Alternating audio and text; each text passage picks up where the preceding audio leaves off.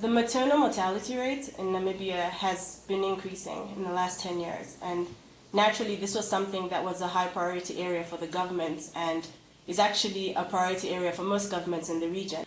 The project came about through a leadership innovation program funded by the Gates Foundation that looked at bringing leaders from different parts of the healthcare system together. So this would be the public sector, the government people, the private sectors, NGOs, religious organizations together, and using bridging leadership for them to shift maternal healthcare outcomes. So this is what it's like to be a mother in Namibia. Okay. So I'm 16 years old, and I'm pregnant. And I'm like, okay, do I want to go to the clinic? No, I don't want to go to the clinic. Why?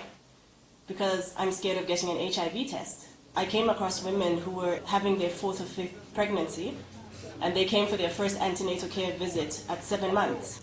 So there isn't a lot of knowledge and realization of the full benefits of engaging in early antenatal care. And in the region in Namibia where we were running our pilot, which is Commerce, only 7% of the women went to antenatal care in the first trimester of pregnancy. Commerce is like any typical African city. I'm Zambian, so being in Commerce was like being in Kabwe, Ondola. You know, you have a very central, very concentrated town city center, and if you go out even, let's say 5 or 10 kilometers, you already encounter informal settlements. It's not unlike the typical African city that's displaying the effects of urbanization without job creation to support that. Katutura Hospital is not far from the city center. You know, what's interesting though is getting from town to Katutura Hospital could take you about maybe an hour drive. I actually spoke to 3 mothers who had walked more than 2 hours to get to the clinic. To walk 2 hours with a 7-month pregnancy just to access the clinic was quite a humbling thing to witness. When we went to the first antenatal care visit, right, it took 6 hours for the first mother to leave. And I personally, just sitting on the bench, I couldn't understand the system because I'd see mothers come in, they had their healthcare passports to the administrative nurse at the desk. They go to one procedure, go back again, one procedure, and go back again.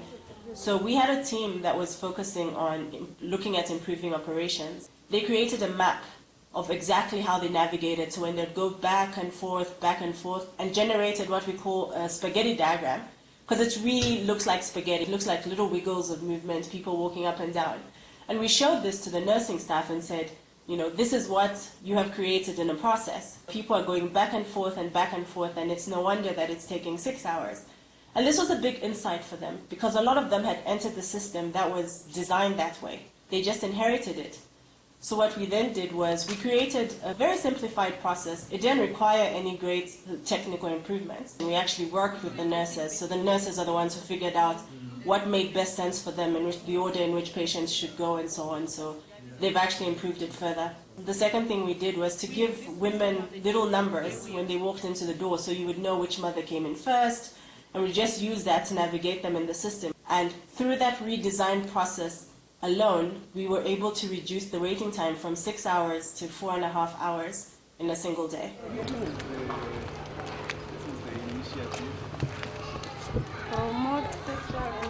A container clinic is literally a shipping container that's been converted, and it's very, very basic infrastructure. So if you think about antenatal care services, right, this is not something that requires a lot of space. And I think this was one of the eye-opening insights into why container clinics are just as effective as a larger clinic in serving a large number of people, because rather than have a lot of space for a lot of other clinical activities that need to happen, because it's so specialized, that you could actually, you know, convert it relatively quickly and have an additional antenatal care facility that's relatively mobile and relatively easy to assemble. So they actually built and customized and launched the container clinic within 4 weeks. So this was really powerful. They've had uptake of antenatal care visits, and it worked so well that the ministry has actually ordered 16 additional clinics to pilot out to the rest of the country. Some other work we did was also helping to reduce ambulance response times. I mean, we were quite alarmed, first of all, by the number of ambulances that were operational in the entire Khomas region, which was only 2. But on top of that, the average response time to an emergency was 90 minutes. And the problem was unbelievably simple. It was 2 things, really. The first one was they just had a faulty dispatch system. The second problem was Namibia is very hilly as well as sandy, so it's quite difficult for people to access hospitals unless they have cars. So we also found that the ambulances were actually responding to sort of non-ambulatory cases. So what we did was we actually called a meeting of the ambulance drivers. No one had ever convened a meeting for them to really articulate to their leadership that these are the problems and they're not complex and this is how you can easily help us to fix it. So we actually enabled them to fix their faulty dispatch system, and on top of that, the ministry actually donated a minibus, which was a shuttle service, to then respond to the non-ambulatory cases so that the ambulance could be reserved for emergencies. And the impact of that was that the average response time for the ambulances dropped from an average of 90 minutes to 28 minutes. The work in Namibia has taught us a lot of things. What it's taught us, first of all, was just the importance of getting local people to lead change. It really allows the change to belong to the system and the solutions to belong to the system. So the idea of letting locals lead this and you perhaps as an outsider being much more of an enabler than a leader through the process is very critical. As long as every one person does their one bit for the system will move, the system will shift. And for this reason, everything that we did in Namibia is entirely replicable in many systems, because at the core of this are people. You know, people within a system, people in a system taking personal ownership of the part of the system that's in their control and just doing their best to make a difference.